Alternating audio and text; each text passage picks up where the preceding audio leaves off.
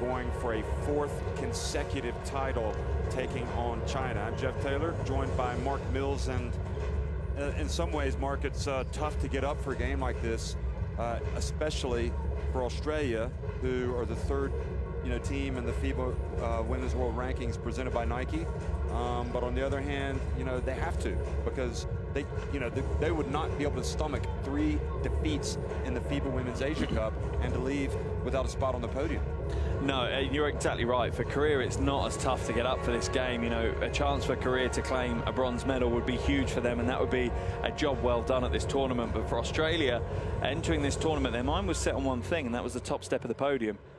It's going to be heartbreaking for those players to have to stand on the 3rd step at best later on today. But like you say, they cannot leave with no medal around their necks. That would be a real disaster and might be, a wake-up call for Australia. I think, honestly, Australia have already had a wake-up call, but we'll talk more about that in a second. Korea came out yesterday clearly shorthanded with Kang not able to play, arguably their best player because of an injury that she had picked up in the previous game.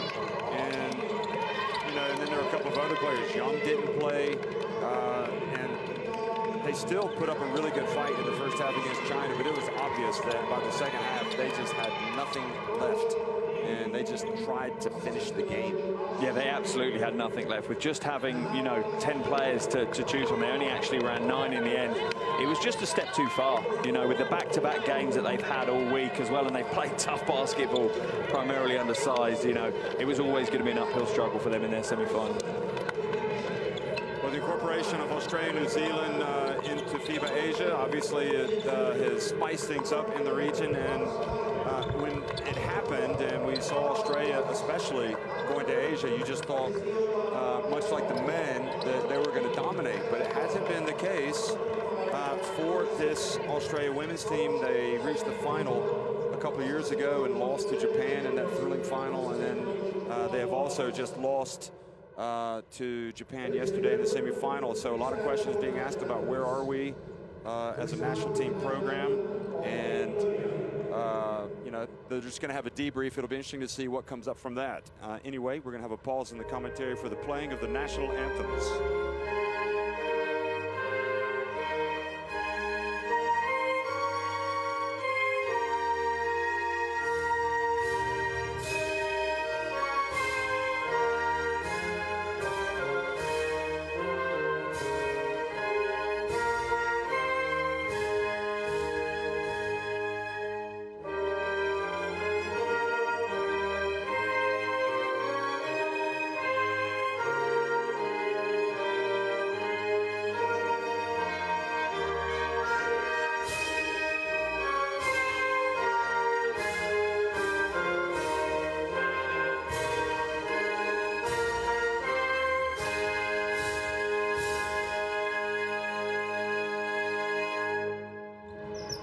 Please remain standing for the national anthem of Team Australia.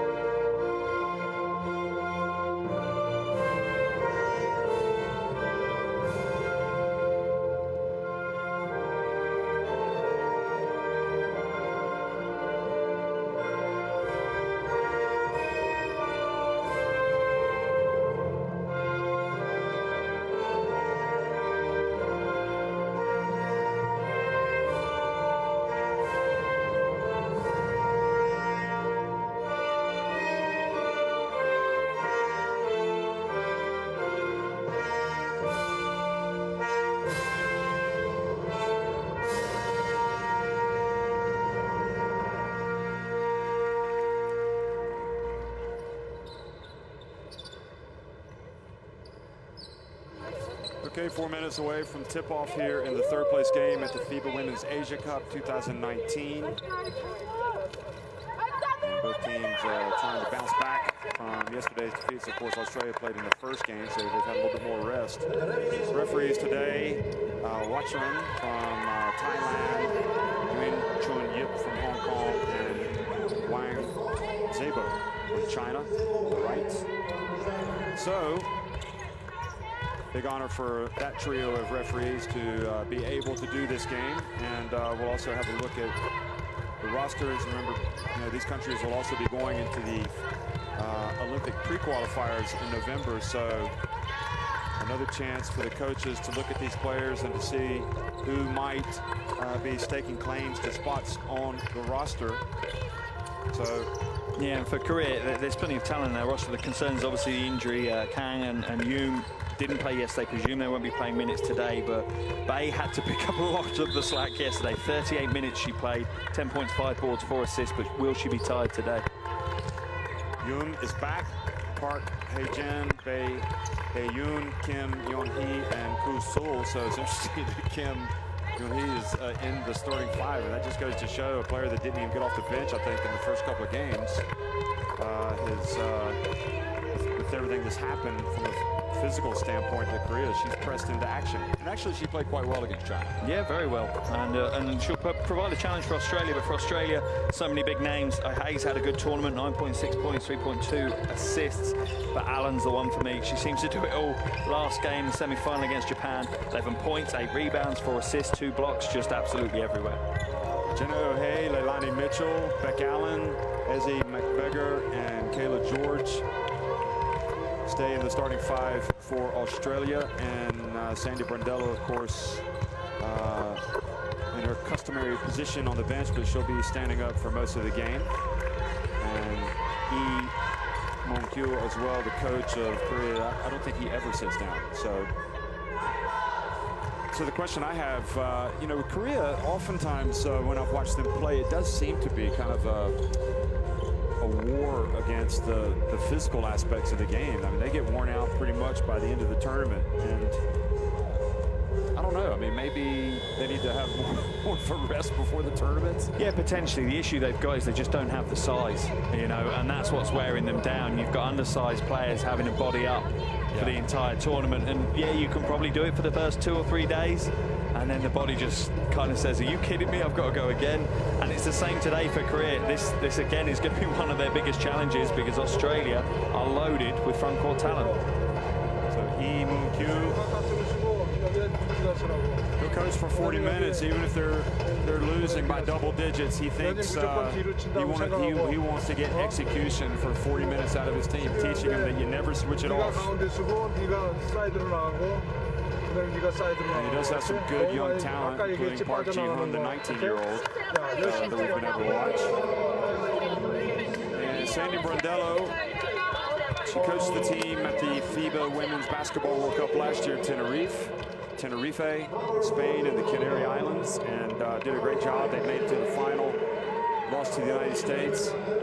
But the FIBA Women's Asia Cup just hasn't worked out, and it's interesting.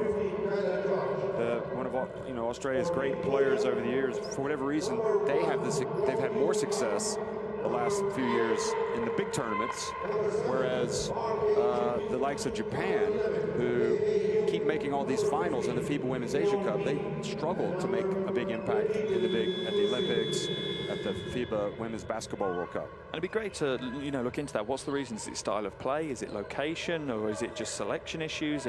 There must be something, some kind of common denominator that's leading to that.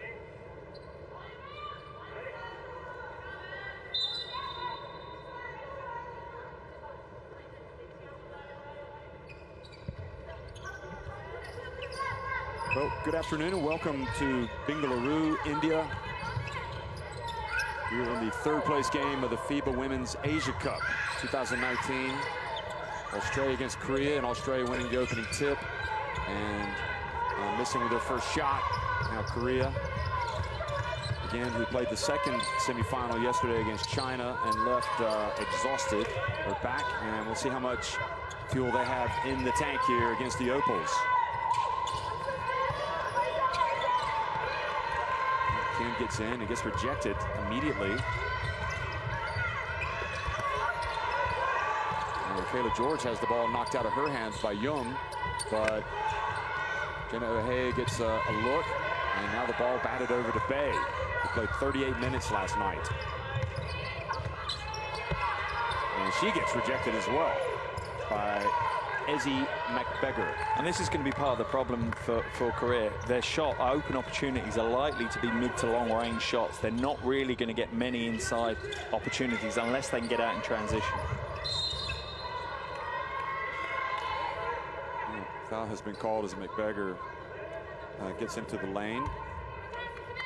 You were curious as to why Ezzy wasn't in the game yesterday when it got really hot and for the majority of the second half.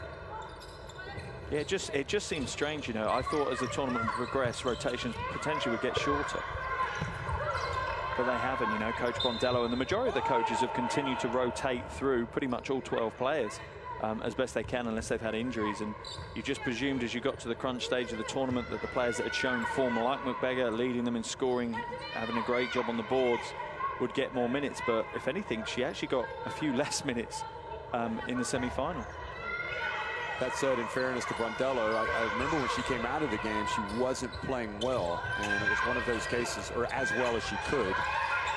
And she was just looking for the formula, I think, that was going to have more success against Japan, and maybe kind of just forgot about McBeggar on the bench.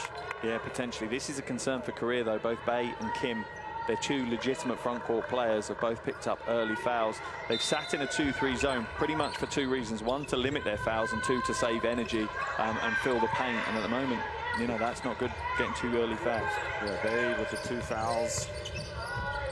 And Kim commits the foul, and also Ezzy makes the shot.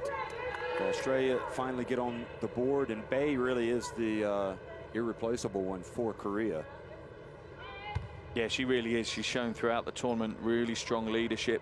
You know, when things have gone well, she's usually been the spark that's made it happen, and when things have gone bad, she's the one they lean on to try and steady the ship. And picking up those early fouls could cause them real issues because they don't have a huge amount of size on the bench to replace her. So 2-1 press.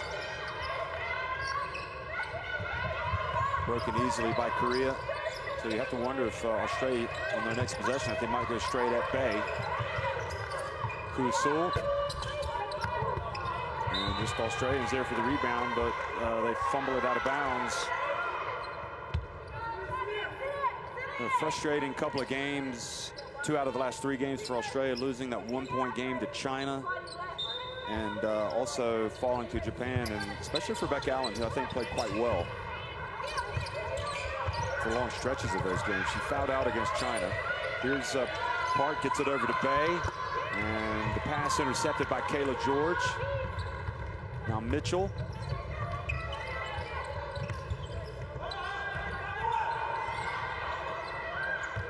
It's going to be very interesting to see who's on that roster when the Australians go into the pre-qualifiers for the Olympics. And Ezzy McBeggar has an easy one. And this is much better offensively from Australia. They're patient, but they're also moving the ball. Yesterday it was a little bit more stagnant than it is today, so a bit free-flowing.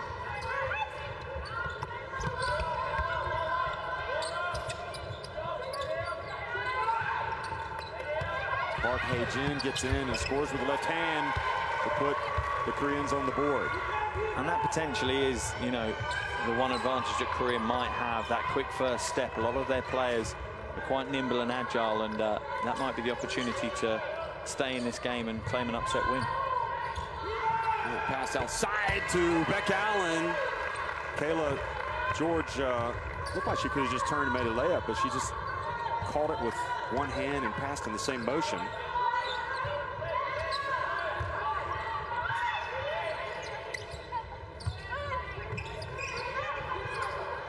Kusul and McBeggar. Here comes Mitchell. Now the dump to George, and she scored. Nope, she misses the easy one. It's a warning sign for Kim. Look at Beck Allen, though. Stays back and unselfishly gives it to Kayla George. And she returns the favor from the previous play where George could have taken a layup and passed it to her for the 3. So good teamwork, but Kim needs to be careful. If she's going to front Kayla George, she can't front her when she's that far away from the basket.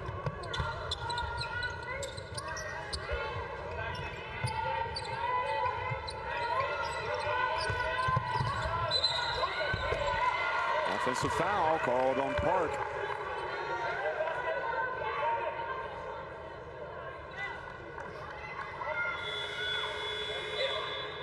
Lee Mong-kyu not enamored with that call. The Korea coach even points at the referees to say, what is he doing? Now he's under the screen questioning the other referee. You can see him standing there, open-mouthed in front of the Korea bench. So things not going the way for Korea that they would like. And again, an early chance for Australia to really turn the screw here. Kayla George misses after getting the pass from Garvin. Much better defense by Kim there. A little bit of body on Kayla George made all the difference. And Beck Allen picks it up.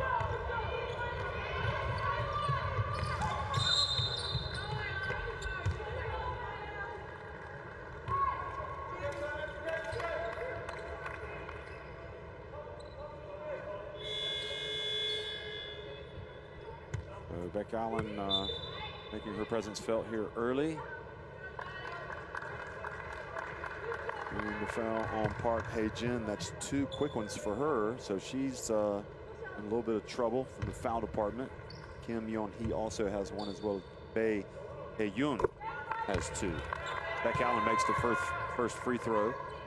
Yeah, another worry for Korea, already in the bonus, only 4.5 minutes through the first quarter, so it shows that Australia are certainly keen to get this one done as quick as they can, secure that bronze medal, and they're putting the pressure on as they go in their 2-2-1 press zone.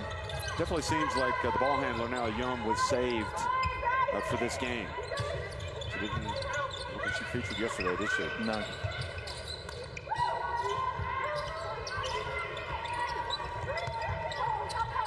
Bae off the iron. Talbot.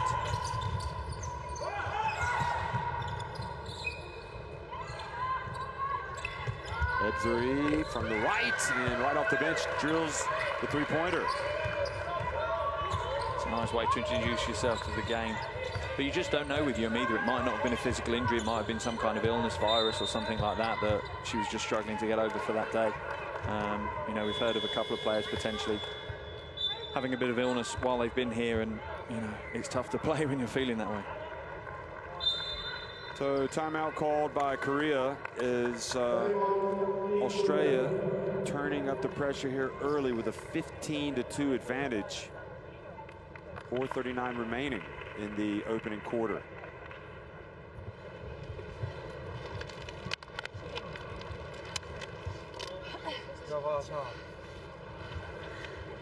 아니 이 사람 치고 가면 왜 다들 사람들이 다 서 있어? 공격하면 보이는 쪽으로 나와서 볼을 잡아줘야지. 왜 이런 데 가서 숨어 있어? 왜 나와서 볼 잡지 않고? 네. 여기 이렇게 스크린 걸어서 이렇게 하잖아. 여기서 수도하지 말어. 길게 가야지 이 사람이 오지. 그래 놔주지. 그래야 이 사람 나오는 사람 이거 패스 주지. 길게 하라고. Australia with 2 3-pointers already. 괜찮아. Just 1 of 6 from the floor for Korea. 0 of 2 from deep. Interview transfers are only on a mate. It's only on a mate. Yeah. Match up on a mess. Okay, so just be ready for that, moving it. So you got the one down as well too. So Bish, if you get it inside, you go to work. They are looking at traps. So on the weak action, we pass it in on the weak action. Dive because you A couple of things that came out of last night's press conference with Australia. Jenna O'Hae was asked if, you know, with such a considerable size advantage for Australia against Japan, you know, what had, you know, had Australia really kind of taken advantage of that? And she said, yeah, of course not. We weren't able to, and I think both she and Coach Bondello, I can't remember which one it was, but they just said, you know, such a different style of play that Japan have, and Bondello was saying, listen, we really need to get our preparations right. That goes without saying. I mean, for any team, you got to get the preparations right. And some of them, you know, Chinese Taipei hardly got together at all before this. Just what, 4 days? And the teams that have been together a long time, you could see a lot, perhaps, better execution. Ebzeri. Garvin now puts it up and in. And that's one of the things as you put rosters together, you know, some players might be not able to join up until later in the preparations. You just have to deal with these things. I think potentially it's an even bigger conversation for Australian basketball to have outside of that. You know, it's all, they talked about Fiba style of play. and this might be part of the do well in the Olympics and Worlds, but not maybe so well here. I think Australia are probably more suited to an American style of play, whereas you look at the likes of Japan and China, and they play potentially more European style of basketball, and maybe they're not suited or ready to match up with that as much as they are. And in the Worlds and Olympics, they don't face that as much as they do at the moment in the Asian competition. Well, they don't have any problems with Korea right now. But Japan caused a lot of problems for a lot of people with their quickness, their speed, their defense. Nice jump shot. For me, it's their team ethos as well. It's just the way they're unselfish, they're moving the ball, and the movement of the ball is so quick, and they have such trust and work ethic for one another that, you know, I think they provide anyone a challenge the way they played in this tournament.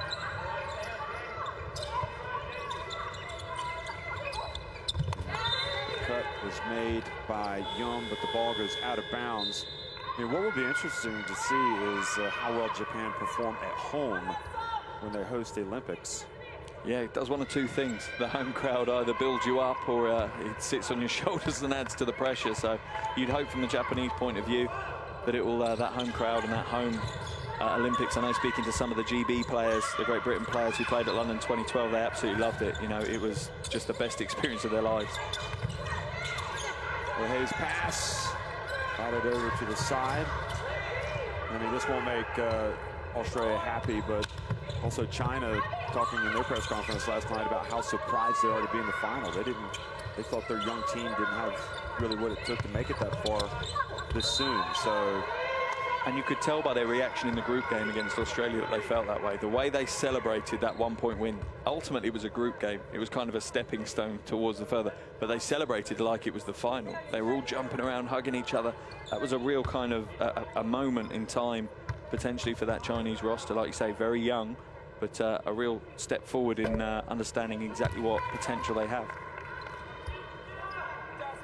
Really, in both games, Australia seemed to start well enough, start confidently. You know, we're Australia, we're coming out to get you.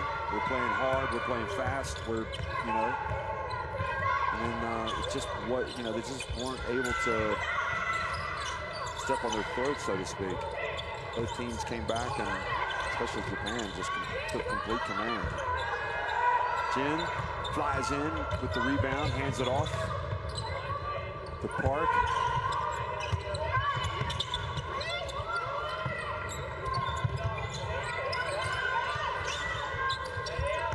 Bay, and Bay is bumped by O'Hay. Frustrating reaction by Jenna O'Hay. Yeah, we've seen a relatively physical tournament. It's been good to watch. The refs have, the officials have let it go. They've let some of the minor contact go, really only blown up when they need to, when there's that advantage-disadvantage situation. But yeah, it's been good officiating in this tournament all round. O'Hay may have gotten on the wrist, but I didn't see anything there from Abby Bishop as she tried to get to the rim. I suppose at the end of the day, if you're up 20-5, things are working pretty well for you, so you just have to take a deep breath and let this one go. She did bring her arms down, whether or not she made it. Oh yeah, she got her. Yeah, it's a great call. Yeah, just sure slaps her Bishop wrist. was reacting like that. Or maybe she's just She's reacting like every basketball player reacts. You could punch someone in the face and you'd still look at the refs and go, what? No, I didn't do that. Yeah, I think it's the first coaching session that every basketball player takes.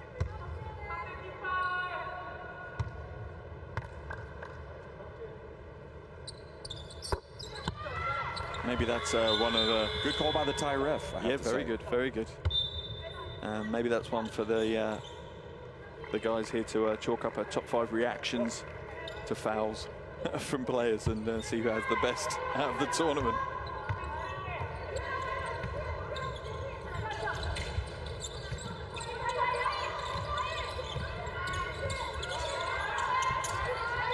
Dunk to McBeggar. Stays with it. She was denied at first by the rim.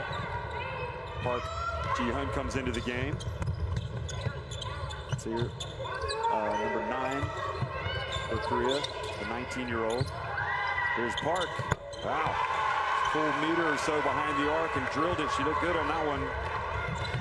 She's had some struggles making that shot, and Garvin just goes right at Jin and scores. Yeah, Park's only shot 13% from the perimeter in this tournament, so you wouldn't have expected her to hit a huge shot like that. But back to the basket. Once Garvin receives the ball that low, if anything, she's probably a little bit too low for her liking. See a replay of the Park three as well. If you told me that Park would have shot 13% from deep and that Korea would have a chance to be in the positions they are to get to the podium, I would have said no, because she's that crucial to this team. But and the thing is that, you know, that kind of sums up how they've got to, you know, this bronze medal match. It's not been about individuals, it's been about a pure team effort, you know, from that first game where they scrambled a 4-point win over Chinese Taipei. Great defense by Australia, not allowing Korea to get the ball past midcourt in the allotted 8 seconds.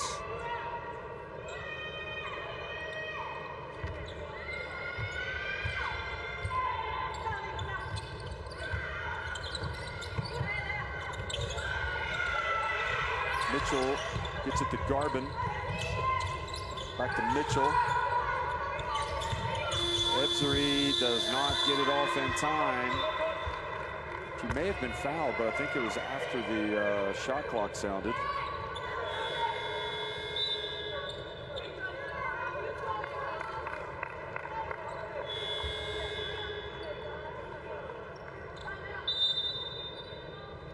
Timeout on the court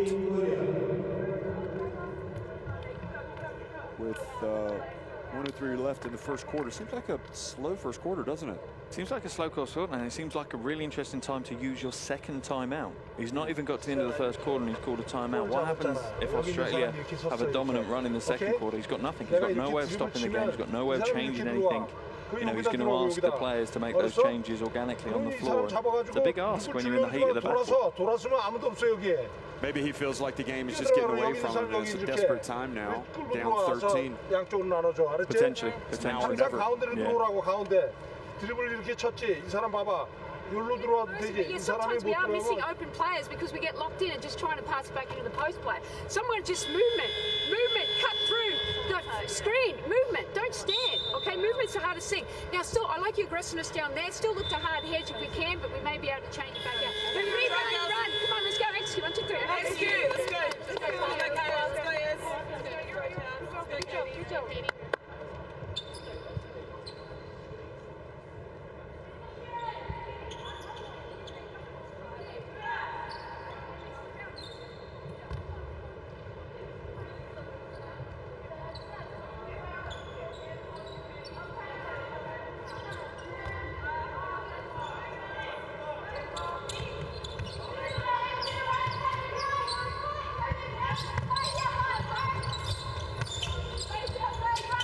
Looking to make some inroads into this deficit here before the end of the first quarter. Park back to Bay. Shot clock's winding down. Korea trying to make Australia work a little bit on defense here. And Australia not giving anything away.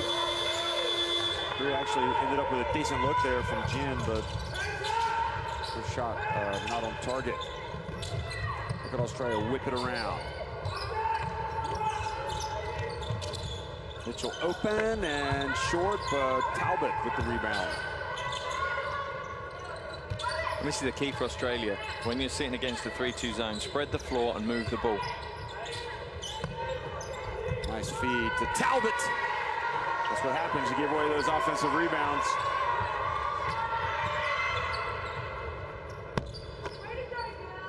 And the ball goes off the glass, so it's not working at all really for Korea. They trailed 24-9 to Australia at the end of one.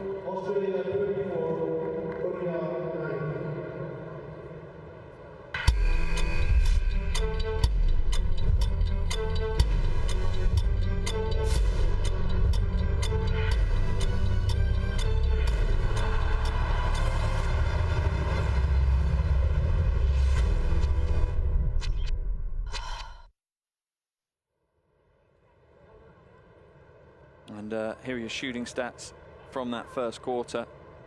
As you can see, not an easy task for Korea here, as they are shooting overall from the field just 30%, whilst Australia are shooting 50%, but for me, the bigger clue is the fact that Australia have had 18 field shot attempts and Korea have only had 10. And it's all off the back of that offensive rebounding. And it's tough for Korea because they are undersized compared to the likes of George and McBeggar and Garbin. You know, the list continues. But they do need to do something on the defensive end to lock down those rebounds, because it's going to be a very long 3 further quarters to go if they don't. Because Australia by no means are going to take the foot off the gas. They want to finish on a high. They want to finish on a dominant performance.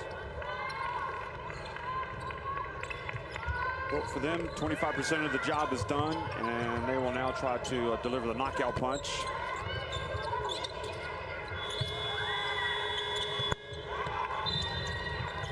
I guess any national team program is going to go through its share of disappointments, and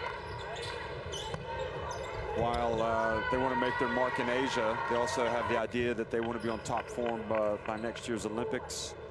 And obviously, don't forget, they were in the final of the FIBA Women's Basketball World Cup just 1 year ago. That was in Spain, and Spain finished below them in that competition. So for me, it's not the fact that they've reached a bronze medal match and looking like they're on their way to the bronze medal. It's what learnings do they take from this tournament? You know, if they're going to continue to do exactly the same things and expect the same results, but I have a feeling Coach Bondello and the senior management within the Australian Association will be looking, you know, and dissecting this, and where are the changes they can make that will make the difference. Yeah, they'll have a debrief. You always do, don't you? You'd hope so. You'd hope it's really detailed.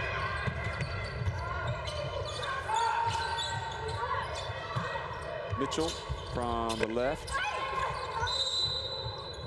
And a foul called on Australia. Nope, on Korea, sorry, on Yum. I guess what's frustrating, or is it maybe Park actually? If it's Park, it's the third. Yeah, she was pushing off on George. I guess what's disappointing for the players that are here is they know they're trying to stake claims for next year's Olympic roster. So Edzuri from deep hits the three-pointer. Yeah, and for Australia, there's a whole, you know, there's a sea of players that aren't in this roster that will be wanting a spot at the Olympics. And yeah, it'll be a good battle though. It's not a bad place to be if you're the Australian Association. You are slightly spoiled for riches. Park Hee-jin back over to Jin now in the corner. This hasn't been quite the same force that she was earlier in the tournament. She does go to the line, however. Jin got to be able to finish better than that. But they'll have pre-qualifiers to look at players. They'll have the WNBL, obviously, performances in Europe where some of the players might be. Then they'll have the Olympic qualifying tournament, which we would assume Australia would be at that. Yeah, it's finding that balance, isn't it? You know, you speak to a lot of coaches across a lot of different sports and they talk about form. You know, I want to pick the best players that are in form. And you do find the balance, you know. Yes, you want form players, but you also want players with experience. You want players that potentially you're seeding for future years. The likes of McBeggar, you think she's going to make that Olympic 12 if Australia are there. You know, because she is good enough to play now, but also a big opportunity to give her experience for future years. The pass up ahead after the Australian miss goes out of bounds. Don't forget McBeggar also played at the World Cup last year, did pretty well.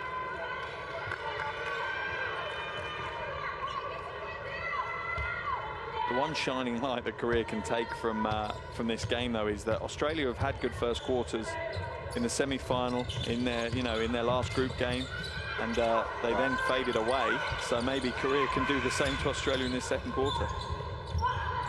Taylor George was there with a reverse layup. She'll be upset with herself for not making that.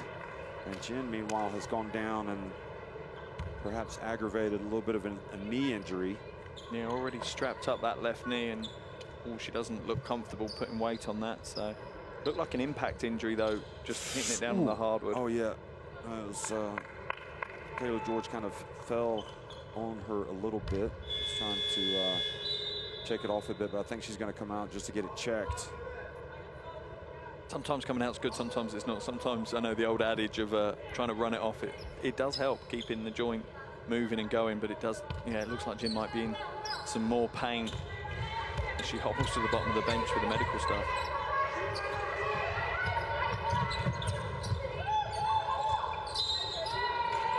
Traveling is the call.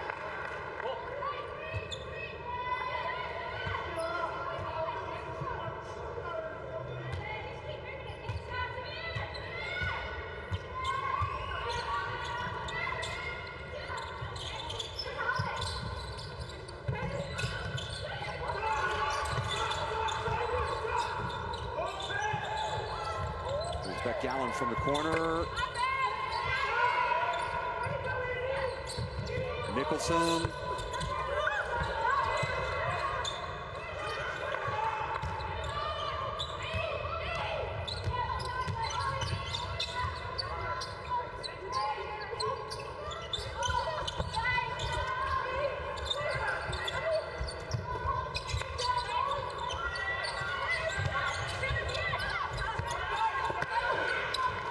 Rebound, Ebzery, open floor. Nicholson goes baseline again, puts it up, follows it up, and scores with the left hand. And this has been one of the positives for Australia. You've seen players come off the bench like Nicholson, like Seacamps, who's about to come onto the floor. Is it Seacamps? No, it's not, sorry, it's Blitzhouse. But you've seen those players come in and do a job straight away. You know, they've not taken time to get into the flow of the game. They've just come on and performed. And there's Beck Allen, who goes baseline and scores.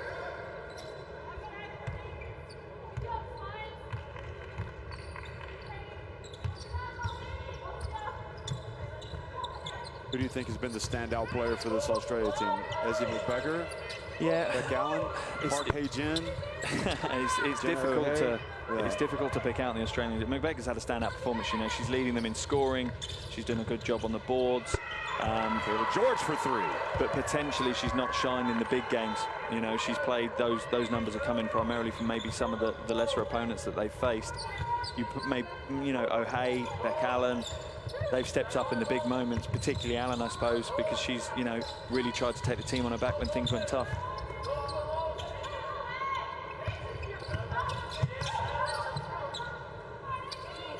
And if you're looking from the Korean side of things, I think it's hard to look past Bae. She's been an absolute warrior through the entire tournament when her team's needed her. Bae would be the easy choice. And George misses that second one. Please don't ask me to do the same for Japan and China later. And both Ebzery and Park battling for the ball. The Park stays in despite having 3 fouls. I would be tempted to say Motohashi and Miyazawa. There's the scrap. Yeah, I think for me, Motohashi might be the one that just slightly puts their head above Miyazawa. But yeah, based on their last performance in the semi-finals, it's going to be tough to separate those two. We don't stop, they pass it out. We got to still contest shots, okay? And the ball gets on the ground, make sure we go on and get it. Okay, that's a possession. Look, keep pushing it. It's just all about how we play defense, helping each other. Now we can start. So obviously you're at the 4 here, and you guys can switch with each other, okay? The other ones, look to be aggressive when you can, without forcing it, okay? The rotations have to be there, so you can't be ball watching your man on the other side. We've got to get back to our stunning, okay? We need to talk from behind, because that's when you can see it, okay? And that's the key. Now, whoever gets the ball, just push it up, run the lanes, pass ahead, movement. Let's get some Xing action or screening in the backside of the zone. Go, execute, 1, 2, 3, execute.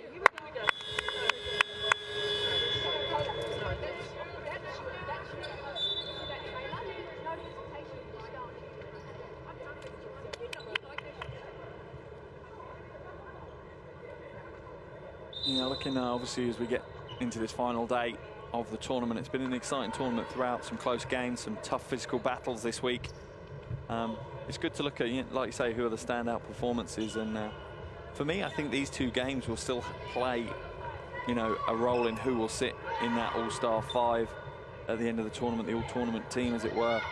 And you know, who could have a big performance today? You could still potentially stake a claim to getting into that All-Star 5, because things are close. Most teams have had 2 or 3 standout players that have had big games. It's always interesting, of course, always subjective. And then the even tougher one when you get to the Tissa MVP award. There's a lot of players that do things that don't show up in stats, you know, including the likes of Abby Bishop out there.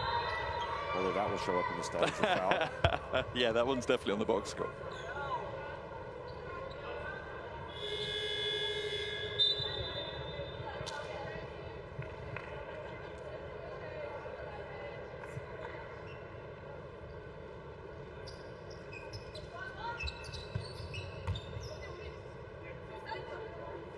Career just seems so susceptible to knocks and injuries, and I suppose that's inevitable once you get to game day 6 of a tournament. When you've had 6 games in 6 days, the body starts becoming a little bit more fragile than it was on game day 1.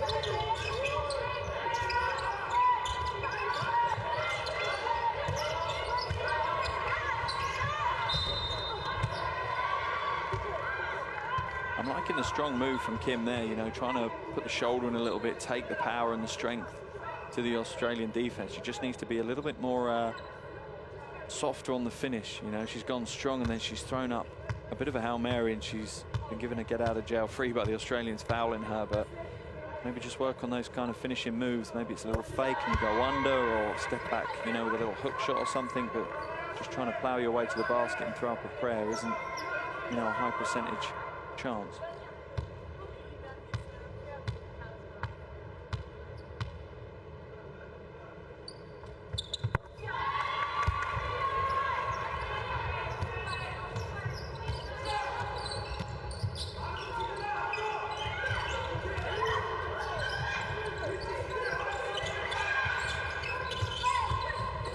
Nicholson dumps it to Garvin. Nice play there with two of the newcomers in the Opals line up this or roster this tournament.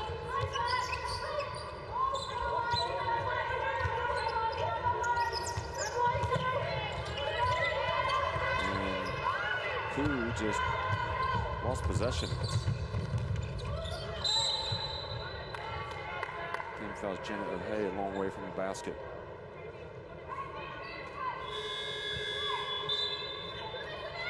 Not sure why you make that foul. Yeah, strange, especially as your team are, you know, under-resourced with some injury situations, and you've got foul trouble on other players as well.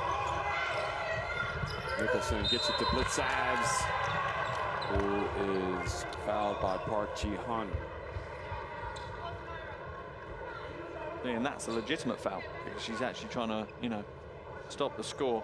Maybe a little bit over-exuberant from the young player, but still the right kind of move.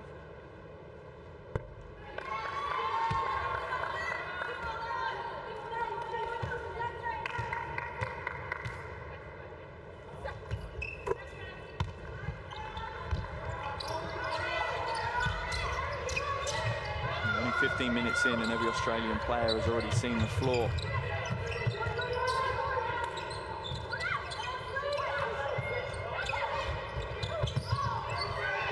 Kim has it. Kim asking for it as well down low, and they just take the three from Park Ji-hun, the 19-year-old sensation. I can understand why Kim was frustrated. She'd done a great job of sealing Garvin way down in the paint, and you've got to reward her with the ball if she's going to work that hard for it. Yeah, she had good position. The question I have is, what is she going to do with it once she gets it?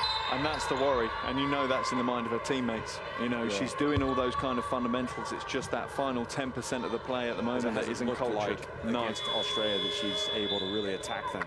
Well, all her points have primarily come from reasonably simple lanes. She's not shown her back to the basket moves, you know, be it a drop step, be it a fade, be it a hook shot. She's not shown that range, and maybe that's sitting in her teammates' minds of, yeah, you've done well to get your position, but if I give you the ball, what are we going to end up with? I hate to have to be honest with you, Kim. And she picks up her third foul now on an offensive foul, and that's 2 Korean players on 3 fouls. Park Ha-young and Kim as well.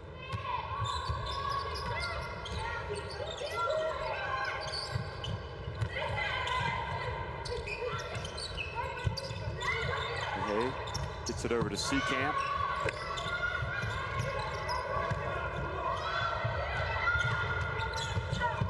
And then Blitzaz reaches in, comes up with a steal. Good quick hands, yeah. Garvin gets it, and textbook bank shot.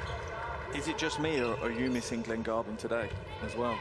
No, he's up there. Is he up there? I've not seen. on Oh, the he's bench. Wow, he's got himself a VIP seat today. His local celebrity has spread to Bangalore. He's tired of being shown on TV. He wanted a little privacy. He said he was getting too many text messages.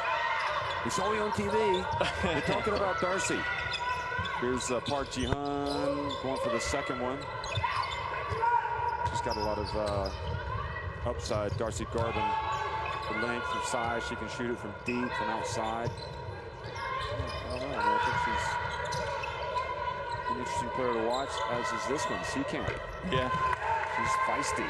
And she hits that long shot.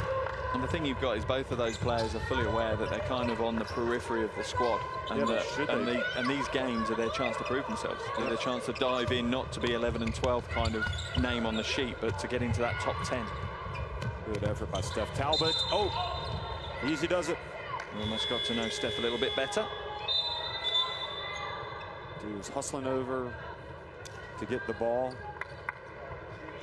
And here she is. Look at that. Right where we are. Can't complain with our seats, that's for sure. No, best in the house. Well, Glenn's got the better seat, but we're close second. Third, Yeah, I think. yeah, I think so. Sam for deep. And a foul coming over the back. Or a push on Blitzhouse. I thought Kim was going to get called for that one. Yeah, it looks like she's done a good job on the box out. Be interesting to see the replay. But these are the kind of skills that she's shown in this game. You know, defensively, she's shown she's strong and capable. You couldn't really see it. It was a little bit too late in the replay for that one. Well, but if there was a foul, it might have happened before that, because it definitely wasn't what we saw. No, that was a fair battle, what we saw. But yeah, she's shown those kind of skills. It's just the more finesse side of the game that maybe she needs to work on. But I don't think Australia are going to be too bothered with that. They're up 42-15, and already with 1 foot on the podium, it would seem, the way this game is going. Kim makes that free throw to make it 42-16. The history book writers, you have a feeling, starting to scratch the letter A in the 3rd place spot. Beggar with a pump fake. Good reach in, though, by Park Ji-hun. We need to have a little flurry here before the half to kind of give themselves a chance. But look at that. The pass run right into the path of Talbot, who gets it to O'Hay, and she drills the 3. Well, that is being punished for a mistake. Yeah, I was going to say, they just keep punishing them. You know, and Australia, you have a feeling of not a chip on their shoulder, but just a bit of a point to prove in this tournament that, you know, we might not be in the big game, we might not have made it to the final, but, you know, we are still one of those top teams, and they want to go out on a high.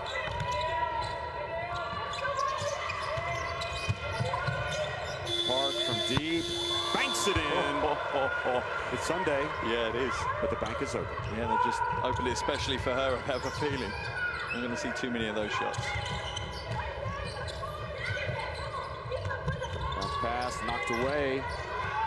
Here's Park Ji-hun. Gets rid of it before she makes contact with Leilani Mitchell. Then the pass to Kim.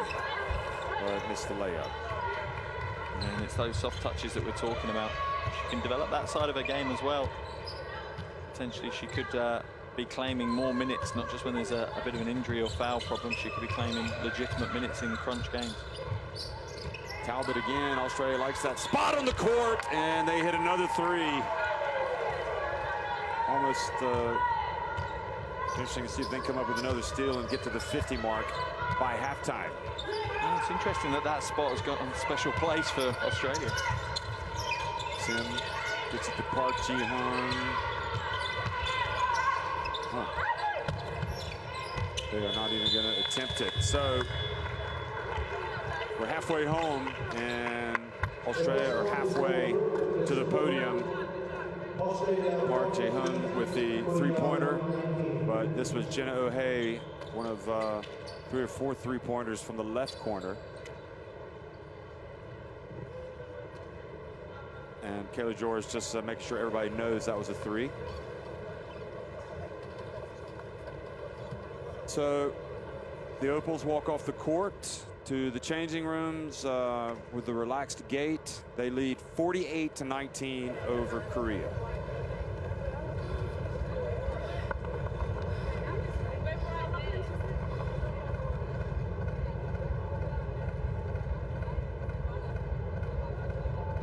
So numbers-wise, 7 of 15 from three-point range from Australia. That jumps off the stat sheet out here. They're hitting a lot of open ones. Also shooting 52% inside the arc, and Korea just not able to make some shots. Some open, some challenged. And again, look at the assist. I mean, that has to be, and the steals, that has to make Brondello happy. Yeah, it's great. It's one of the great things when you're coaching. If you're trying to play team ball, you've got a good team like she has, not necessarily standout superstars.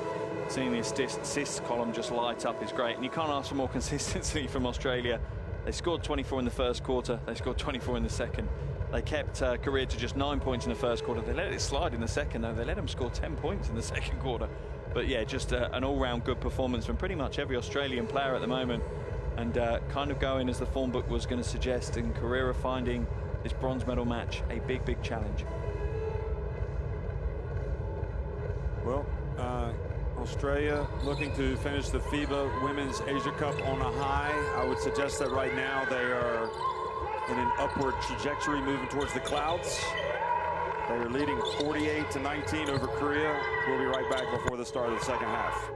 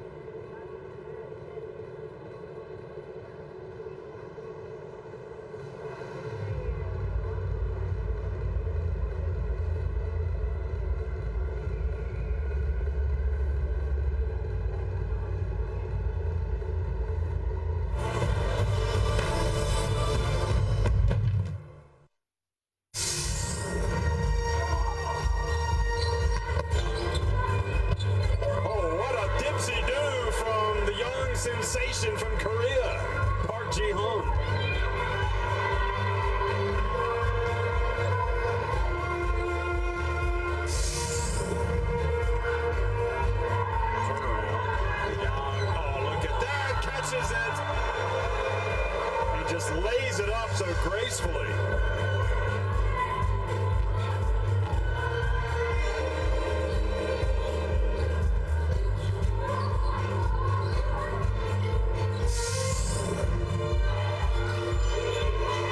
Bishop hands it back off to Ensary, what a beautiful play.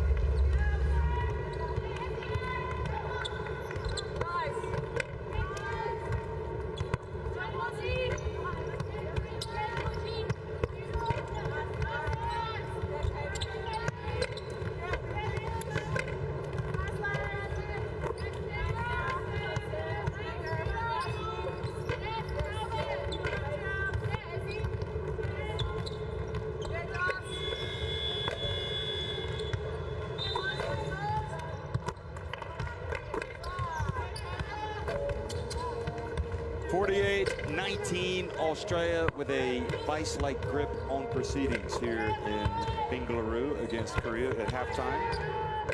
Looking to bounce back from their disappointing result from yesterday, the defeat to Japan, and Australia have come back and, as expected, struck back with a vengeance, albeit against a Korea team that, you know, is certainly not at its best. Has done very well, I think, just to get to the top 4. And when you think about the possibilities of a comeback, well, I mean, you're losing 48-19 and not really doing anything really to suggest that a comeback is on the cards. No, really difficult to see a comeback. Obviously, we've seen some reasonably good performances from the likes of Park, 10 points, 2 rebounds, but it's going to take an absolutely mammoth effort. I think this might be chalked down as one of the biggest comebacks in basketball history if they were able to pull this one off. But, you know, Australia have just been clinical. They really have, and it's been 1 through 12 again for Australia. They've given minutes to everyone but Mitchell has registered on the scorebook. So it's, yeah, it's almost back to business as usual for Australia. But the frustration is that they're doing it in a bronze medal match, not a gold medal match. Darcy Garvin with the 9 points and 3 rebounds, one of the outstanding players for Australia today. I mean, you kind of get the feeling that Australia are going at about almost 85% speed. They're not even going all the way, and they've been able to roll up a big lead here. And that's nothing against them. It's just that they haven't really had to shift into that higher gear, have they? No, they've not needed to at the moment. They've found reasonably easy options on the offensive end, and Korea, obviously, with a couple of injuries, means they're a little bit depleted. And obviously, even before that, they're undersized. You know, you can't neglect to mention that Korea are undersized in comparison to Australia, and Australia are making them pay. 스크린 가는데 이 짓을 해. 이 사람 나오고 이게 뭐야? 스크린 가고 여기 있는 사람 쑥 올라와서 여기 끌고 가서 이렇게 가라니까. Execute, 1, 2, 3, execute.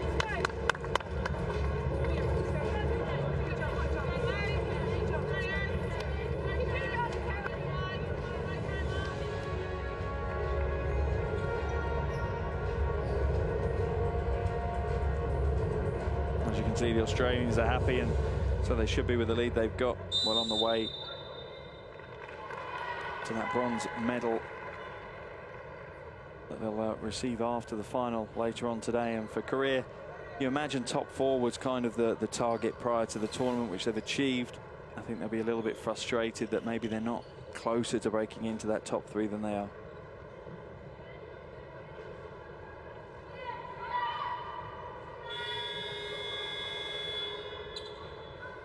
Well, speaking personally, I mean, I've loved coming to Bengaluru for the second time. I mean, I backpacked here many years ago, not to Bengaluru, but to India. But the 2 trips that I've had, 2017, 2019, these people are very welcoming here. So put India on your to-do list, your bucket list, or whatever places to go to. Amazing country, really. So coming out, Korea with possession, and Young missing with the first attempt from deep. This is your second visit to India, or your? No, first. This is literally my first time, and yeah, amazing country, amazing city. But I think the thing that I'll take away from it is amazing people. They've been so welcoming to this tournament. Jenna O'Hay misses. Leilani Mitchell gets it back, and Ezzy McBeggar off target. Now here comes Park Ji-hun, one of the 2 Parks in the team.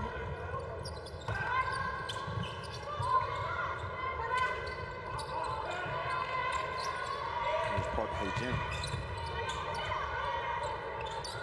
Now Kim from deep nails the 3.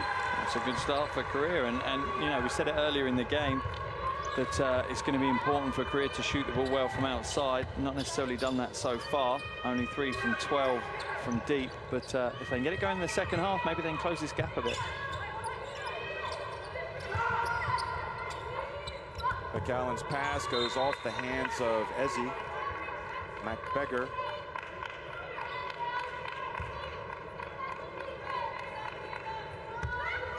Here is the 3-pointer from Kim, the previous trip down for India, excuse me, for Korea.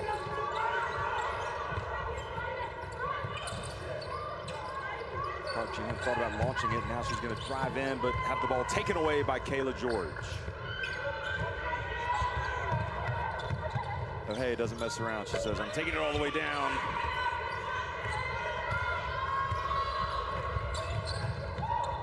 Park Ji-hyun from the right, and that's another three. Well, you know, if Korea were to actually get hot, that could change things, even though the deficit. Okay, that was a 2, in fact. She must have, that was a long 2. Must have had a foot on the line.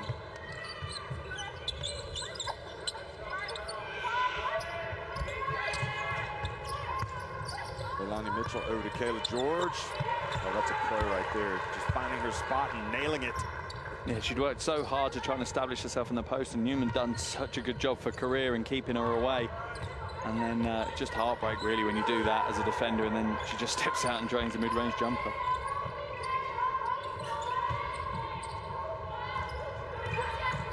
Kim, oh, split the defense and had the layup but missed a shot. And now the charge, or is it a block? Looks like it's a block.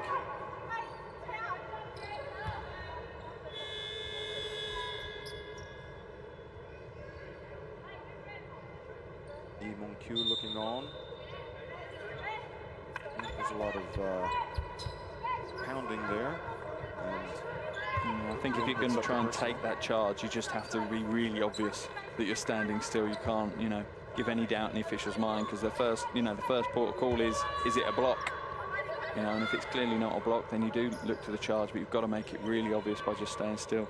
Spoke too soon, the moth is back. Oh, sorry. I think that was the moth's plan the whole time, to get us to hit each other. McCallum. Bounce pass. Park thinking about it.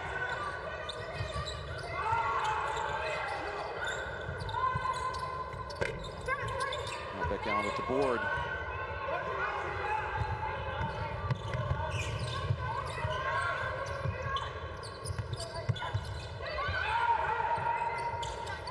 Ebsari, that's off to the left. Oh, missed everything, but Garvin got the rebound. And sneaking in there for the steal was Kim.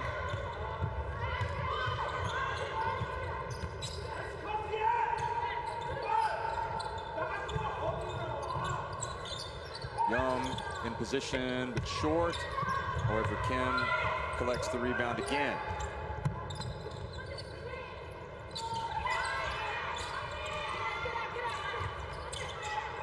And good job, Ebsari, and good job, George. Good defense, Australia. Going to leave them with just 2 seconds on the shot clock, and that will see her head to the bench for Kayla George. But Korea, you know, they don't give up at all. No matter how far down they are in the game, they continue to fight and battle. And it looks like Coach Lee Mong-kyu is going to burn one of his timeouts early in this second half.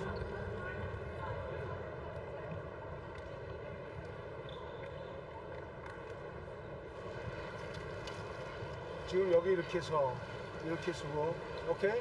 여기 하나 쓰고, 알았어? 여기 있어 사람. 이렇게 올라와서 여기다 스크린해. 이렇게. 알았지? 민정아. 네, 제가 스킨. 이렇게 올라와서 이렇게 스크린해. 알았어? 네. 그 다음에 이렇게 가. 잡았지? 또 스크린해. 요거 빠질 수 있으면 빨리 줘. 네. 그거 여기로 나가서 여기서 슈팅해. 여기. 이거. 알았지? 무슨 얘기인지 알겠어? 네. 이거. Okay, hey, come on, pick it up a little bit. Let's go, extra, 1, 2, 3, execute. Come on. Let's go. Good job.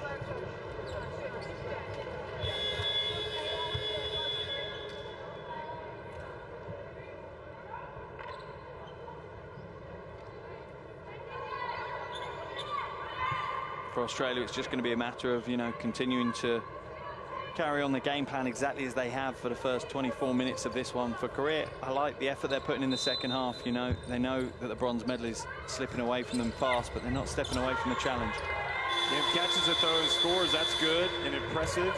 And if I'm Coach Brondello, she's got a smile on her face, but I'd be really frustrated by that play. It's those kind of complacent plays that have cost them a spot in the final in this tournament. Yeah, right call by the official. 3 seconds on Garvin.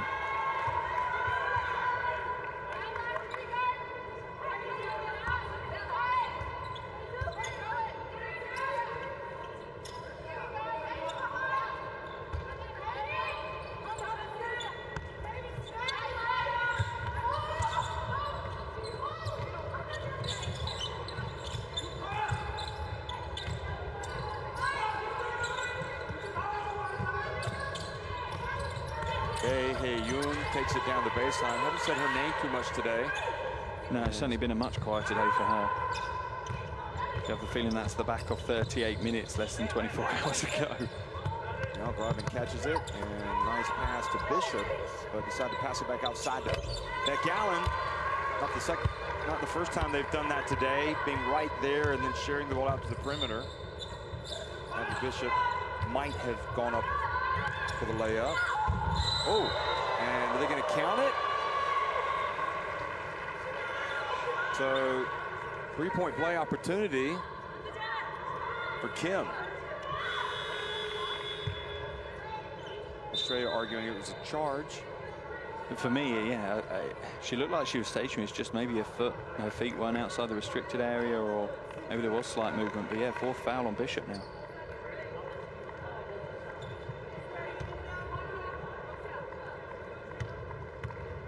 Tough to see because we couldn't see. Yeah, it was too tight an angle to see the positioning. Rebounds to miss. We're seeing a little bit of fight here from Korea, which is encouraging. 52-28. Yeah, I like it.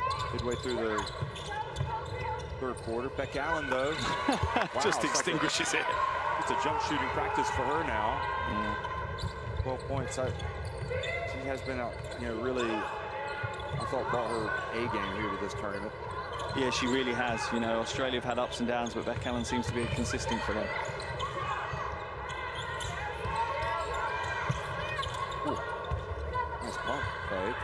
Korea lucky to get it back, and then alertly Young throws it up towards the rim, but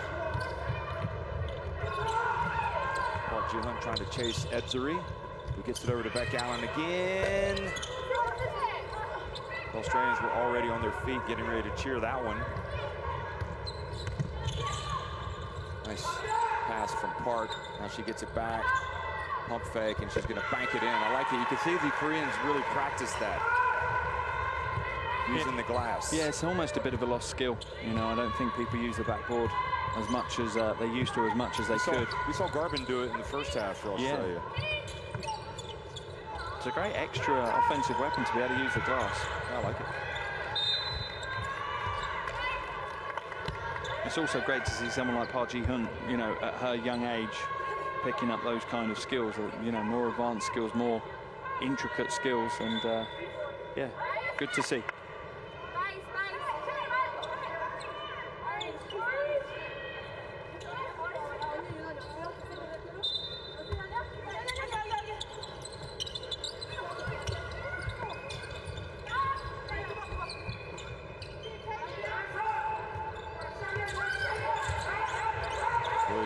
Pressure, Edzuri though able to get out of it, and then Blitzabs takes it, and despite the close proximity of Young, is able to score with the twisting shot.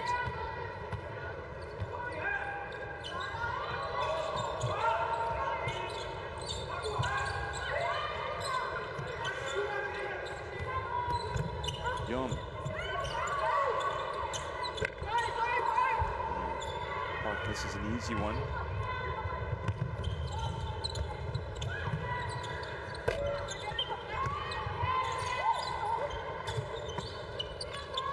Garvin there for the putback. And Garvin continues to do herself justice in, like you say, making that claim potentially for an Olympic call-up, and what a call-up that would be for her. Cameraman finally found her dad. Boom.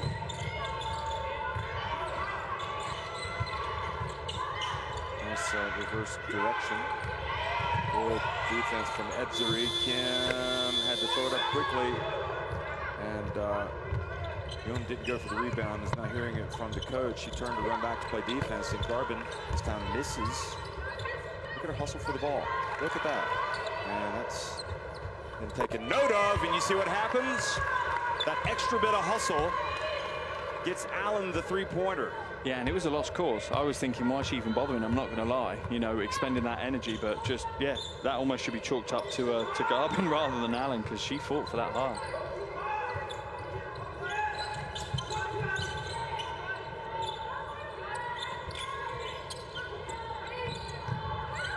Park Ji-hun for three. If Beck Allen continues to shoot like this, you know, say looking ahead to Tokyo, that's going to be a real weapon for Australia. Blitzav's missed the layup, stuck with it, and put it up and in. She just wanted to get herself a rebound.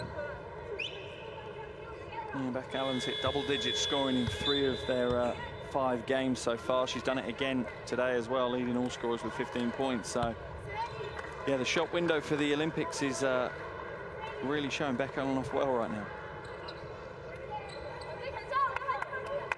26 years old as well. She's in the prime of her career. It's, you know, perfect time for her to take a leadership role, potentially in that Olympic roster.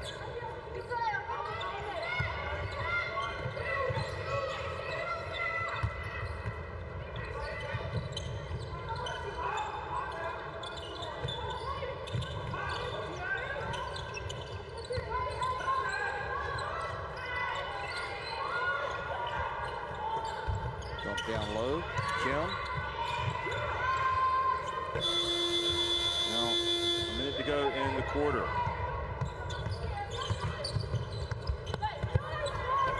And, oh, how did that not go down?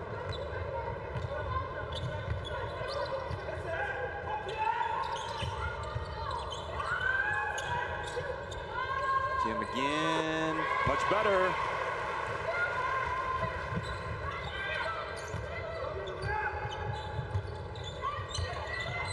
Talbot has it knocked away by Bay, but Sin wasn't able to reach in and get it to pass it ahead to Bay, and Australia end up with a blitz-size layup. Yeah, just miscommunication there. Bay got the knock away, but I think she was expecting Chin to pick it up, and they both ran away in transition rather than going after the ball.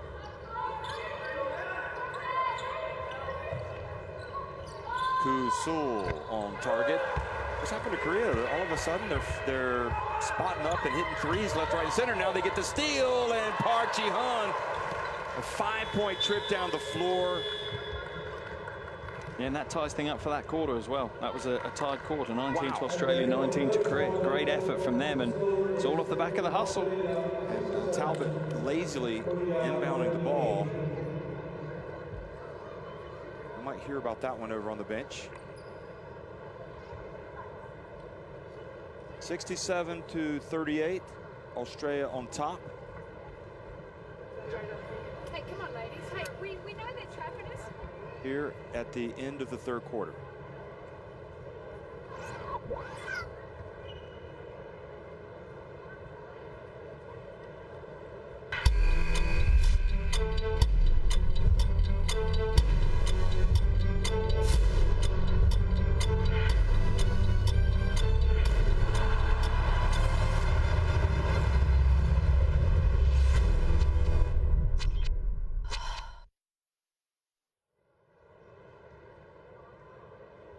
And here's your shooting stats from the game so far. As you can see, Australia pretty deadly from absolutely everywhere on the floor. And career shooting stats going in the right direction. They're going to be happy that, you know, that third quarter was their best quarter of basketball in this game by a long, long way. And the back end of the third quarter, they're just going to hope that they can keep that momentum into the final 10 minutes and really make a game of this as we get to the end of this bronze medal match.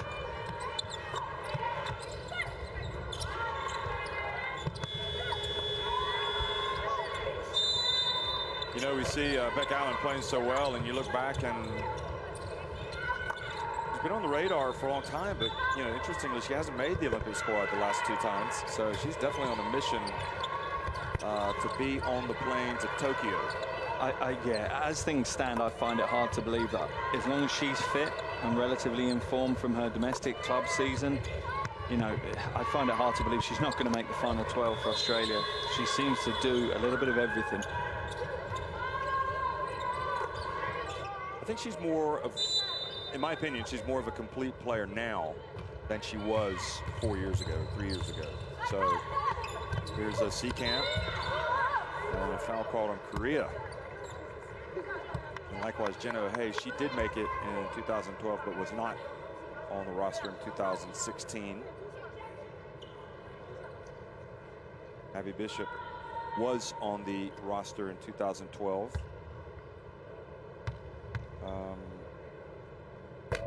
But was not in the 2016 team. But, you know, there are a lot of players down under and a lot of players competing for spots. So you can't. You're always going to have people that agree and disagree with roster makeups, aren't you? Yeah. Especially when you have so many options as Australia. And you look at Korea's point of view now as well. Obviously, they look at the pre-qualifiers for the qualifying tournament, and they'll have to make those decisions as well. You know, a lot of pressure on those players to stake their claim. Oh, that was a nice play by Talbot, getting down and also hustling with Seacamp. A little bit of momentum Korea had has just been stamped upon by Australia in the opening 30 seconds of this final quarter.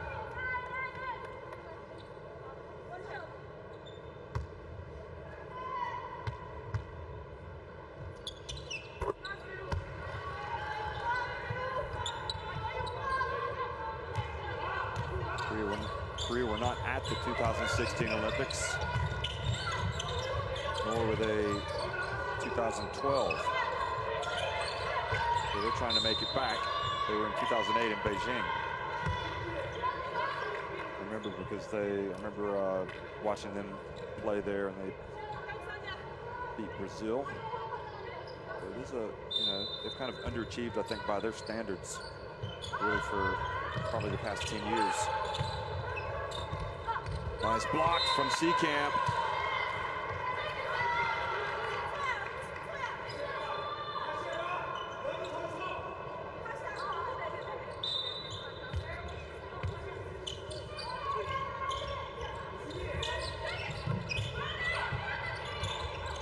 Kusol lets it fly. Three-pointer. Puts them up to 7 from 21 for the night. Boy, Nicholson just waltzed right into the lane, but missed the layup. You have to admire how Korea have approached this, though. They took an absolute hammering in the first quarter.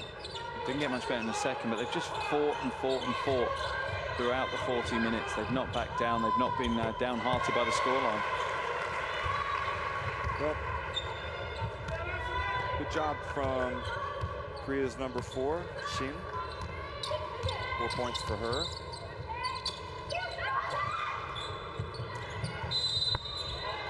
And Nicholson fouled.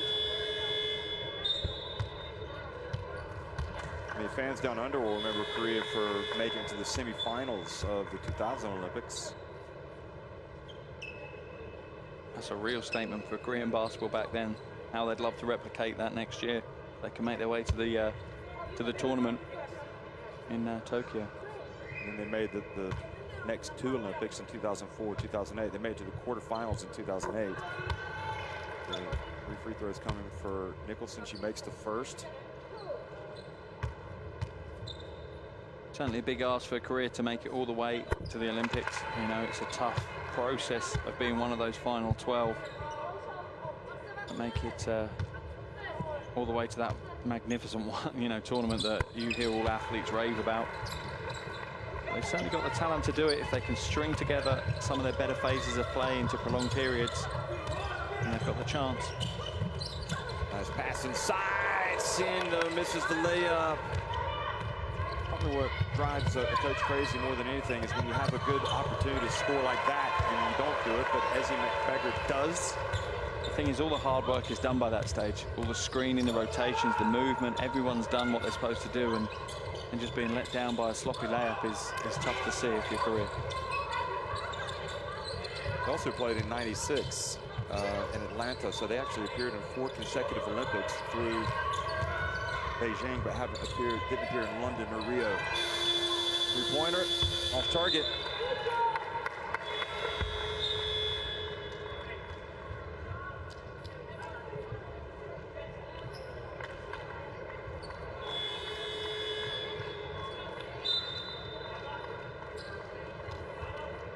So timeout on the court. Both teams go to the benches here in the 4th quarter with 7:42 remaining, and Australia still in command, 76-43.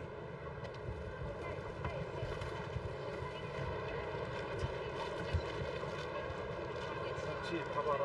네가 여기 있는데 이렇게 있는데 이렇게 커트하는데 그냥 이거 쳐다보면 이거 높잖아. 볼은 여기 있는데 이 사람 뭘 좀 이거 뭐 커트하는 거 보고 네가 체이지 이렇게 뭘 하냐고 이걸 갖다 댕겨도 이게 뭐야 이런 수비가 어딨어 어? 그런 애가 얘기하잖아 너 왜 자꾸 여기 이런 데 와서 서서 왜 오라고 See if we can give the lob, but only pass it if she's open. Then Lay, you clear out this way, and then Beck's coming off Kayla. So screen her a little bit here. Beck, you go into your left hand, and then just play it. So Kayla, read it. They shouldn't trap it here, but just read it if they do. As if you don't get it, just get to short corner, okay? Kayla, you pop. Okay, unless she wants to get a screen, but no, but I'd hand it back then come off the screen because of the trap. Okay, short the passes. Jenna's going to be right there if she needs it, and then Ezzy will be coming off nice down low. Execute, 1, 2, 3. Execute. Let's go, girls. What's also interesting is you can look at the crowd here, is that Australia's Liz Cambage, who's not here, and plays for the Las Vegas Aces, WNBA, and she's a teammate of Park Ji-soo of Korea, arguably Korea's best player. Brother center, maybe power forward compared to Cambage. Yeah, it's true. And Ezzy McBeggar misses, follows up the shot, and scores. And that's one of the things I've been impressed by her game, actually, how she receives the ball in the low post. She doesn't have to have very precise passes. She seems to have a really good handle to grab tough passes and control them.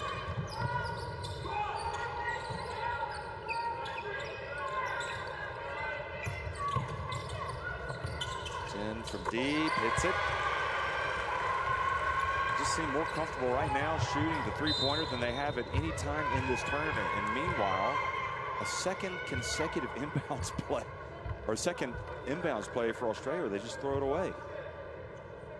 And it's these little areas of complacency that, you know, I'm sure the coaching staff have just been on at them about, because it's those moments of complacency that have put them in the bronze medal match and not the gold medal match.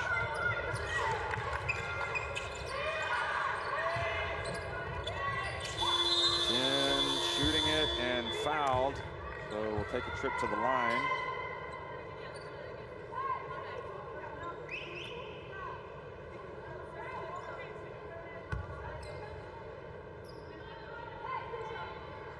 Allen, and it was McBeggar. Just a little bit of a reach. Mid call for the foul.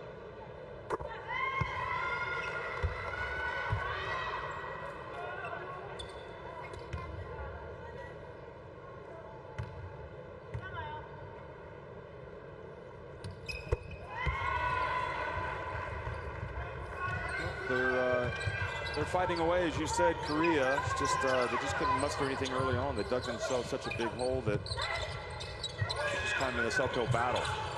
And it's just kind of proof in the pudding for Australia. They were right to go hard early on and try and close the game out as early as they can. Maybe they kind of know that they're good in the early stakes, but things, you know, might not be good for a full 40 minutes. So they needed to try and seal this one early. And thankfully for them, they had a very, very big first half, because Korea have been really battling in this second half and proved a point that they belong at the top table.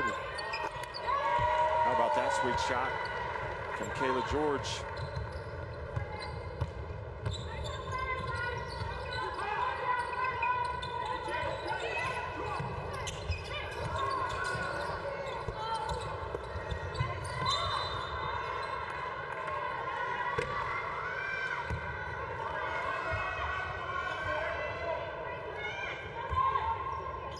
I said before the game, based on the kind of circumstances with the Korea having, you know, potential injury issues and how much power in size Australia have, I said if Korea can be within about 30 points, I think that's a pretty good job done by them. At the moment, they sit 33 out. Look at Beck Allen. Make that 36. Beck Allen's just come out today and just said, you know what, I'm just going to finish this game showing everybody reminding everybody how good of a shooter I am. Yeah, 4 from 6 now from outside for Beck Allen.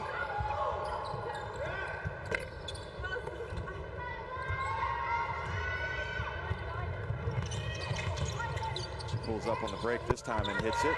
Golly, she is just turning on the style. 20 points. Yeah, Beck Allen is just automatic today. She's been pretty good throughout the tournament, but averaging 10 points a game, but she's now up to 18 personal, 5 boards, couple of assists, 3 steals, 2 blocks. Just, yeah, making sure she damages the box score across every column. Yeah, that last one might have actually pushed up to 20 points. Possibly get to even more here, depending on how long Brundello keeps her on the floor. Well, she's played the most minutes for Australia, so I imagine she'll probably come out soon. Good work from Leilani Mitchell. Yeah, Beck Allen does have 20 on the main scoreboard. Yeah, it's come through on the stats now as well.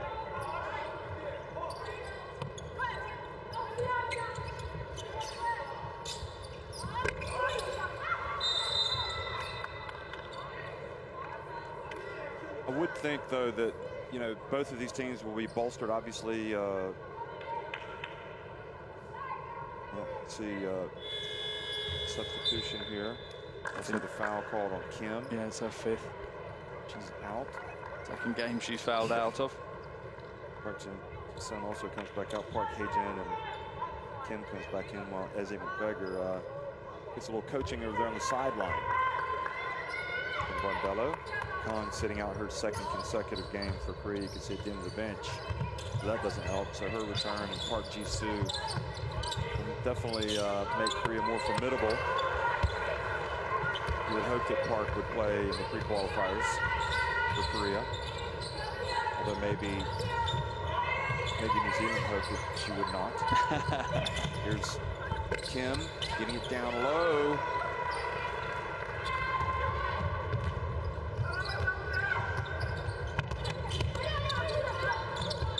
Bishop left open and shows us what she's got.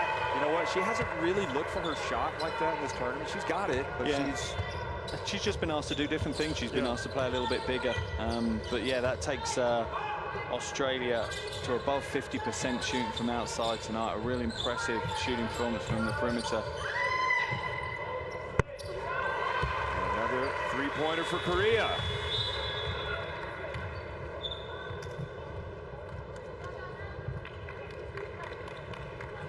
Both teams shooting well from outside today. It's a joy to watch when you see 2 teams find their form from outside.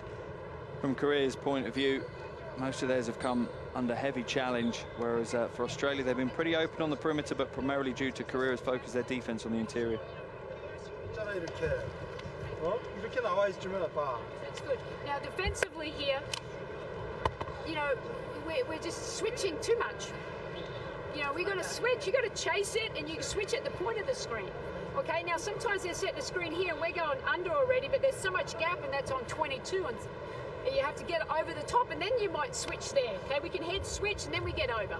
Okay, let's allow nothing open here. Now, the stunner, we're starting a little bit. 여기 있으면 안 된다 그랬잖아, 신지야. 빨리 나가줘야지. 그다음에 여기 메꿔야지. 그다음에 이렇게 내야지. 그래야지 된단 말이야. 이 자리를 사수하라고. 그러고 나서 찬스를 만들어내. Here's Beck Allen with the 20 points and 7 rebounds, 2 assists. She certainly had a strong game, and you just can't leave her open. You have to chase her off that line. She's deadly from outside, has been for the majority of the tournament, and even more so today, shooting 67% from outside. And yep, she's done her shift for the day. I wouldn't imagine we'll see her back on the floor, but not a bad way to end. 20 points, 7 rebounds, 2 assists, 3 steals, 2 blocks. An efficiency score of 30. It's a good way to sign out.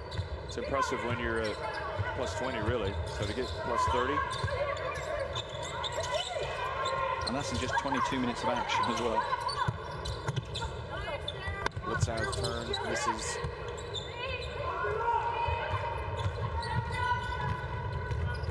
Jen has it knocked out of her hands by Blitzhouse, but the ball falls to Korea. Nice roll to the basket by Sin.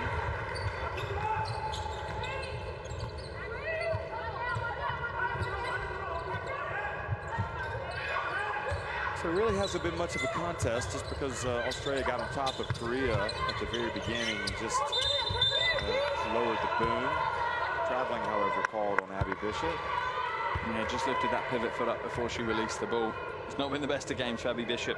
She's only played 6 minutes, and she's primarily due to her having 4 personal fouls. But she can play with a smile on her face because she knows the team are going to collect themselves a bronze medal later.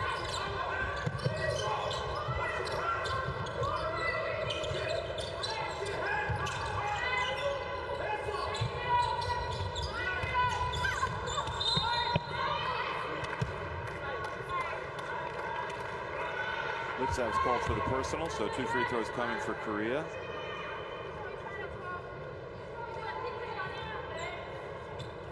I think it's wonderful how Korea have fought throughout this entire game. It's not been an easy one. They've been put under pressure so much in that first half. On the defensive end, Australia were just absolutely everywhere in the first half, limiting them to just 19 points in the first 20 minutes. Koreans have found a way through in the second half.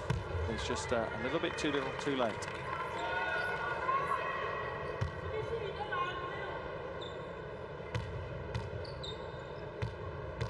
It's also been good to see a bit more of a bumper crowd in today compared to some of the other games we've had. We've seen more people through the door.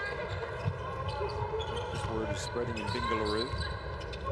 Ebsari over to Bishop, gets it back.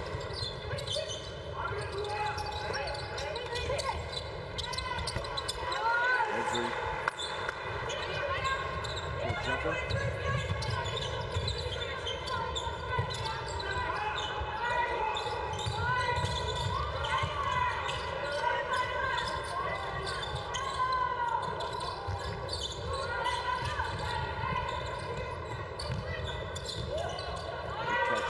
By Kim, she gets it to Koo. Gosh, they have rained in the 3-pointers in the second half.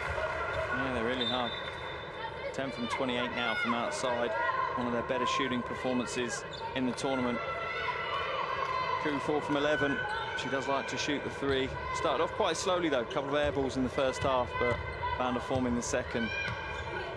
Koo just wants to see some offensive execution. It's got to get this 3-point shooting game going for them to be successful down the road. And it's got to be tough on this end of the floor as well.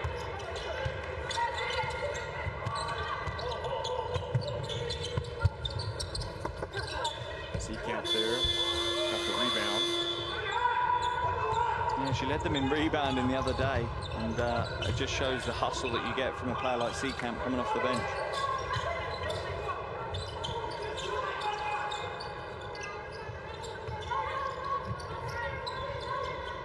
Park, right on. Number 3.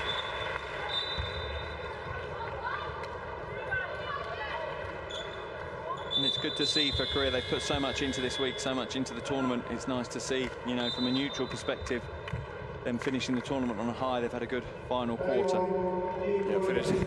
Let's quantify that. I mean, they're getting beat 96-62, but the final finishing, phase of the game, you know, they've had 24 points some execution in this final quarter, their best quarter by far, and that's important. They need to take the positives out of this game moving forward to those pre-qualifiers for the Olympic qualification tournaments.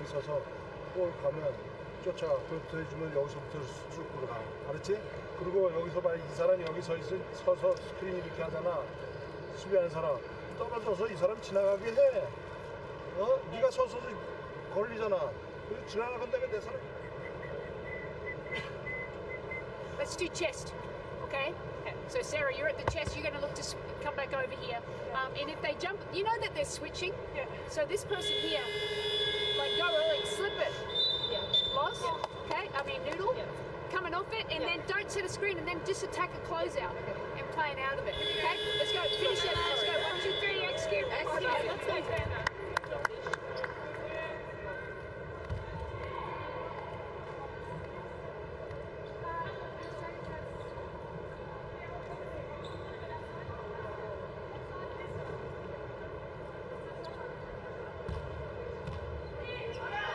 Australians will be returning to their club side soon in the WNBL. They'll have a long journey back home, but then they'll won't be long before they're on the hardwood again.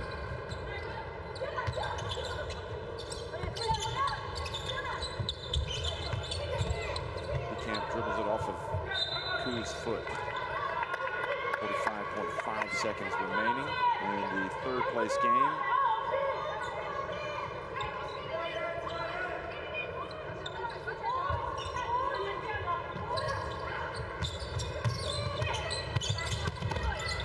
Seekamp, great play, finish by Garvin.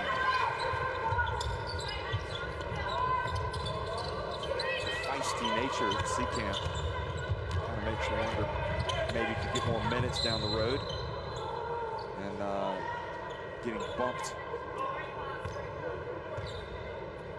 It's only 4 teams fouls on Australia.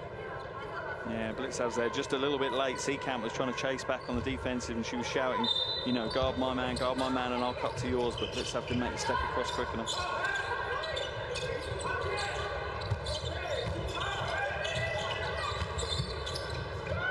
Jen, that's off to the left. And the extra fight there by Jen gets Korea the ball.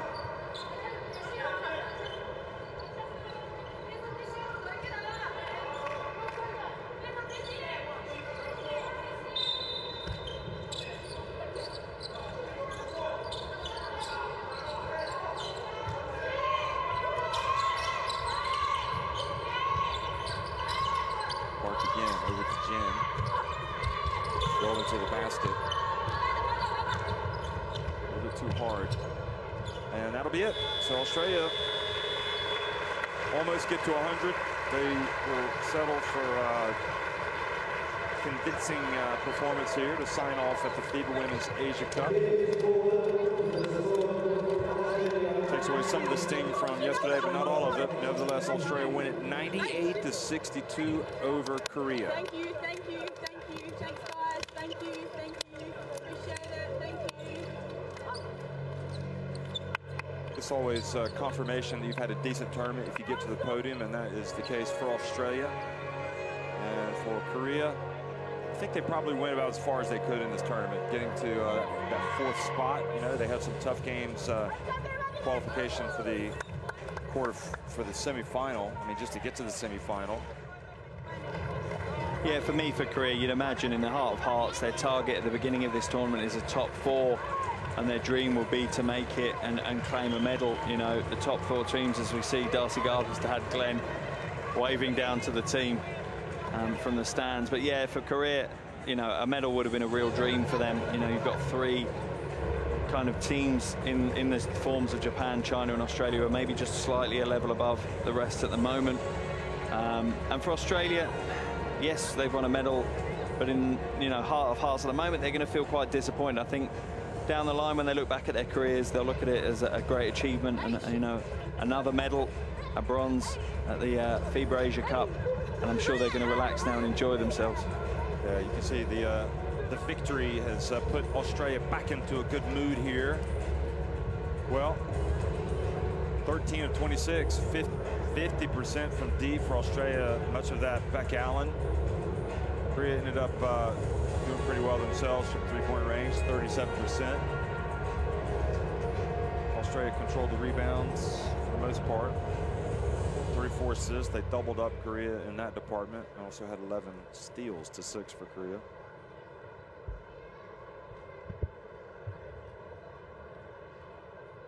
Yeah, that game went as expected, but Beck Allen has done herself no harm whatsoever when you start looking forward to the Olympics with 20 points, 7 rebounds.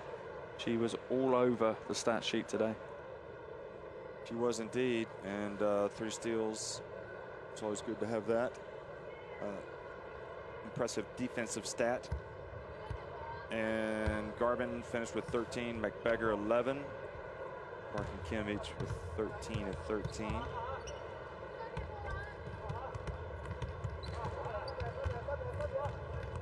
So Korea came out, and even though they had a difficult first half, they came out and started hitting some shots from deep.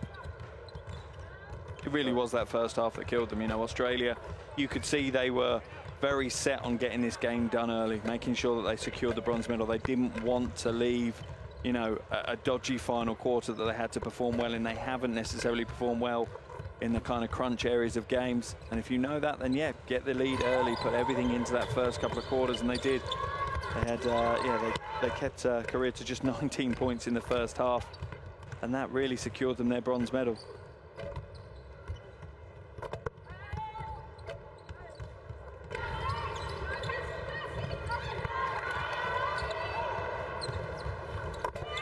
Islands three-pointers on the day.